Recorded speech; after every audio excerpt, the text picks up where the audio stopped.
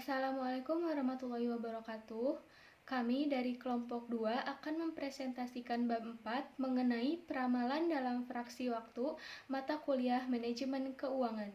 Berikut merupakan nama-nama anggota kelompok kami. Yang pertama, Nisrina Akila Fitria, yang kedua Marisa, yang ketiga Torik El Hanan, yang keempat Muhammad Fitra Talibo, yang kelima Bagus Gusdawipa, yang keenam saya sendiri Aurelia Galufozia Rahma, dan yang ketujuh Pandu Ardana Hidayat. Selanjutnya penjelasan materi. Yang pertama, memprediksi masa depan. Peramalan atau forecasting merupakan teknik dari analisa perhitungan yang dilakukan untuk memperkirakan kejadian-kejadian di masa depan dengan menggunakan data-data yang ada di masa lalu. Nah, peramalan yang bersifat strategis yaitu peramalan yang memperhitungkan persiapan dan adaptasi. Dalam peramalan ini, metode yang digunakan yaitu metode arus kas.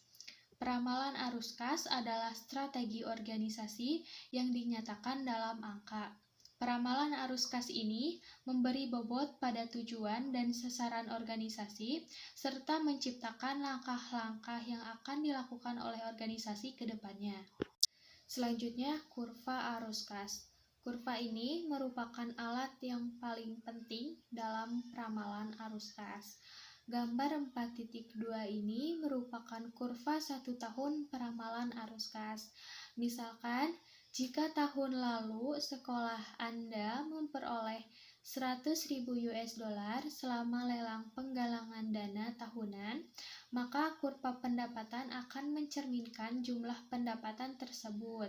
Tetapi, jika tahun ini sekolah memiliki penilaian yang buruk di pelelangan dan hanya mengumpulkan 50.000 US dollar, maka bentuk umum kurva pada waktunya akan sama. Itu akan terjadi seperti sebelumnya selama bulan pelelangan.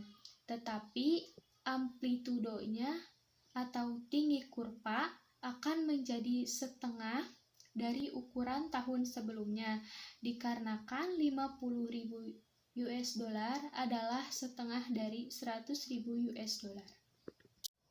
Selanjutnya, persiapan pendekatan klasik. Persiapan merupakan proses mengumpulkan atau menganalisis data keuangan untuk merumuskan anggaran dan proyeksi. Persiapan ini biasanya menggunakan pendekatan klasik, di mana pendekatan klasik ini biasanya mengumpulkan informasi historis selama proses pengembangan anggaran yang bertujuan untuk mendapatkan ketepatan dalam peramalan. Untuk penjelasan selanjutnya akan dilanjutkan oleh Nisrina Akila Fitria. Sedangkan adaptasi adalah proses menghasilkan skenario alternatif. Beberapa di antaranya dapat digunakan untuk mengakomodasi strategi lembaga terhadap keadaan yang berubah. Untuk selanjutnya yaitu perakiraan bergulir alternatif untuk prediksi statis. Di dalam buku Cash Flow Strategis chapter 4 menjelaskan bahwa di dalam buku itu merekomendasikan untuk melakukan proses peramalan arus kas yang berbeda dari beberapa institusi. Di antaranya yaitu menggunakan perakiraan bergulir alternatif daripada prediksi statis koreksi arah yang cepat dan gesit berdasarkan data langsung. Jeremy Hoff dan Robin Fraser melakukan pembahasan mengenai konsep bisnis. Di dalamnya terdapat pentingnya perkiraan bergulir sebagai sarana untuk memperbarui perkiraan yang dibuat tentang posisi keuangan masa depan suatu organisasi. Lalu ada juga menjelaskan di dalam buku Cash Flow Strategis, perkiraan bergulir ini dapat berguna bagi dewan dan staf sebagai sarana untuk sampai pada keputusan yang secara strategis masuk akal bagi institusi dalam kaitannya dengan lingkungan yang berubah. Untuk selanjutnya akan dijelaskan oleh Torik El Hanan. Memulai dengan peramal arus kas.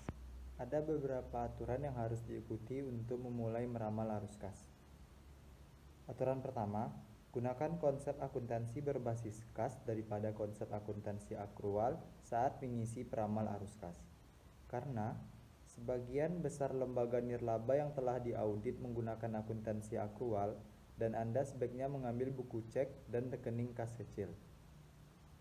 Aturan kedua, adalah Anda tidak boleh memasukkan biaya penyusutan atau amortisasi dalam perkiraan Anda. Baik amortisasi maupun depresiasi bukanlah biaya tunai, karena Anda tidak benar-benar membayarnya kepada orang lain. Jadi, untuk keperluan peramal, kesampingkan kedua tersebut. Menggunakan peramal arus kas. Tampilan 4.1 adalah contoh dari lembaga pendidikan yang menggunakan metode yang sangat sederhana untuk menimbang rata-rata variabel yang berbeda dan menghasilkan satu angka persentase untuk pendapatan dan angka lain untuk pengeluaran. Untuk pendapatan atau pengeluaran, yang pertama, tentukan item pendapatan atau beban utama. Yang kedua, tentukan persentase kontribusi masing-masing item ini terhadap total pendapatan. Ketiga, menggunakan tren masa lalu atau data lain, perkiraan persentase kenaikan tahun depan untuk setiap item utama. Keempat, kalikan persentase kontribusi setiap item dengan peningkatan persentase yang terkait. Yang kelima, jumlahkan produk untuk menemukan persentase keseluruhan. Selanjutnya akan dilanjutkan oleh Bagus Gusdawifa. Manfaat menggunakan peramal arus kas. 1. Perkiraan arus kas dapat menghubungkan rencana masa depan dengan angka. Ini membantu memusatkan perhatian semua orang pada strategi arah yang diambil untuk mencapai suatu perubahan. 2. Peramal arus kas dapat membuat tugas peramalan menjadi tidak rumit. 3. Lebih banyak waktu tersedia untuk memikirkan implikasi masa depan dan membayangkan tindakan yang mungkin lebih efektif dibanding masa sekarang. 4. Meningkatkan peluang untuk menghasilkan, menguji, dan menyesuaikan skenario, memungkinkan untuk lebih siap menghadapi ketidakpastian masa depan dan lebih efektif dalam mencoba beradaptasi kepada keadaan yang muncul. Menghadapi kejadian tidak biasa. 1. Ketika menghadapi kejadian tidak biasa, misalnya saja agen layanan sosial memiliki kontrak tahunan dengan suatu negara untuk menyediakan layanan. Kontrak ini merupakan bagian utama dari mendapatkan agensi, hanya ditambah dengan beberapa permintaan penggalangan dana khusus. Jika negara terlambat 1 tahun dengan pembayarannya, sisi pendapatan dari kurva akan tertekan, sedangkan sisi pengeluaran dari kurva mungkin tidak tetap cukup konstan. 2. Dalam menghadapi suatu kejadian yang tidak biasa perlu diingat bahwa berhati-hatilah agar tidak terlalu mengandalkan masa lalu pada saat membuat keputusan tentang masa kini dan masa yang akan datang. Selanjutnya akan dibacakan oleh Muhammad Fitra. Forecasting berdasarkan waktu dibagi menjadi 3, yaitu forecasting jangka pendek, forecasting jangka menengah, dan forecasting jangka panjang. Perkiraan jangka panjang. Untuk memperkirakan jangka panjang sangat sulit, tetapi sebenarnya dapat mencoba dengan membuat prediksi dalam beberapa tahun. Semakin jauh dalam memperkirakan suatu hal, maka semakin kecil kemungkinan terjadinya hal yang sangat akurat. Yang paling penting adalah mulai berpikir dalam hal arus kas dan memastikan bahwa Anda memiliki perkiraan akan adanya situasi yang tidak diinginkan di masa depan. Mungkin saat ini perkiraan jangka panjang tidak berguna, tetapi jika Anda membutuhkannya, ini bagus untuk Anda miliki. Dengan cara yang sama, pengetahuan ini berguna ketika Anda memiliki hipotek jangka panjang. Pinjaman berjangka adalah pinjaman tahunan yang memiliki pembayaran bulanan tetap untuk bunga dan pokok. Selanjutnya akan dijelaskan oleh Pandu. Gambar 4.3 adalah contoh perkiraan arus kas 7 tahun yang telah digunakan oleh klinik kesehatan mental swasta kecil yang bernama Salut Mental untuk menangani keadaan keuangan. Dalam ramalan 7 tahun ini, organisasi mengantisipasi sedikit penurunan pendapatan di tahun kedua dan pengeluaran yang lebih tinggi di tahun berikutnya.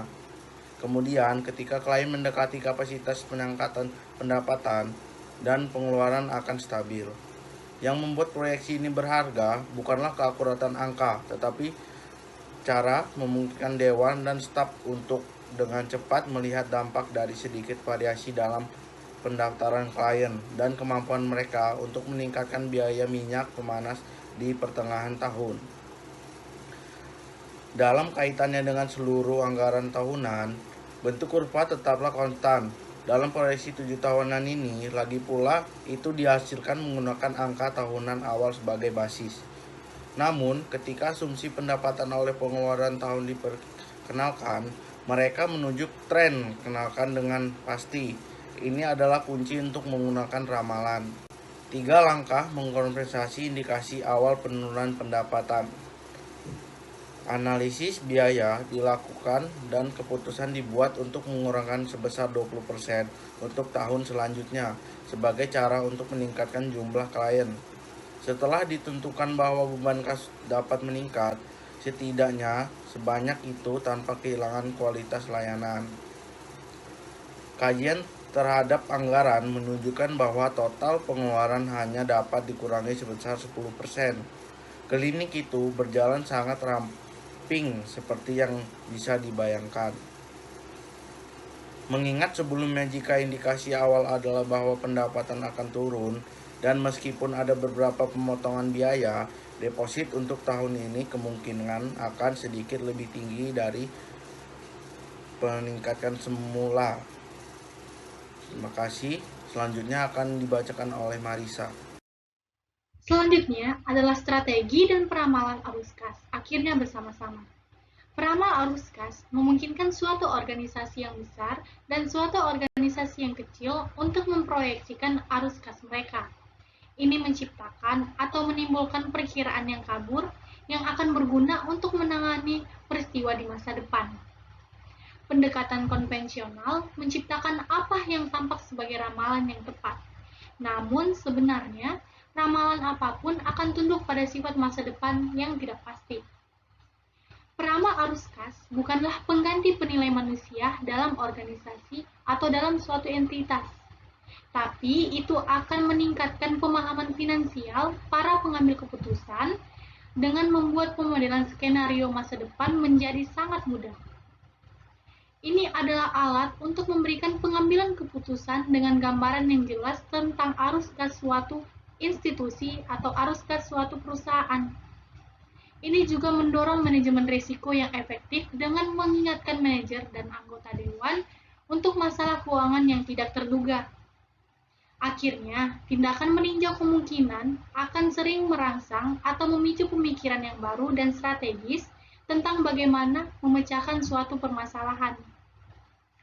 Pikiran-pikiran ini akan membantu menenangkan pikiran tentang apakah peramal arus kas akan menunjukkan dengan tepat posisi keuangan dalam beberapa tahun ke depan. Tindakan strategis terfokus adalah komponen adaptif yang memungkinkan Anda atau memungkinkan seseorang untuk berubah sehubungan dengan perubahan lingkungannya. Kemudian yang terakhir adalah pentingnya peramalan arus kas. Peramalan arus kas penting karena memerlukan pemahaman yang komprehensif tentang semua elemen strategis yang dihadapi lembaga nirlaba. Administrator harus mampu menilai kekuatan dan kelemahan organisasi, serta peluang dan hambatan yang ditimbulkan oleh lingkungan. Jika mengamankan profitabilitas adalah ujian klasik bagi CEO perusahaan komersial, maka memperkirakan arus kas lembaga nirlaba secara akurat adalah keterampilan yang sebanding di dunia nirlaba. Akibat wajar dari keterampilan ini adalah kemampuan untuk mengelola perkiraan risiko yang ada. Karena akan selalu ada hal-hal yang tidak diketahui yang akan mempengaruhi usaha suatu entitas. Manajer perlu melakukan lindung nilai dengan membuat ketentuan untuk hasil yang tidak terduga. Manajer yang melakukannya mengakui bahwa bahkan perkiraan terbaik pun dapat diubah oleh keadaan di luar kendali institusi. Jika tujuan peramalan keuangan adalah kesempurnaan, maka banyak orang bijak secara fisikal berada dalam masalah serius. Sarannya adalah gunakan peramalan arus kas untuk mempercepat pekerjaan, dan kemudian bersedia untuk beradaptasi dengan keadaan yang berubah, baik di dalam maupun di luar kendali. Tujuannya seperti untuk dapat meramalkan dengan cara yang biasa dan cukup baik untuk membantu seseorang atau dewan dalam menggerakkan institusi ke arah yang lebih baik. Demikian penyampaian materi dari kelompok kami. Terima kasih dan semoga bermanfaat. Wassalamualaikum warahmatullahi wabarakatuh.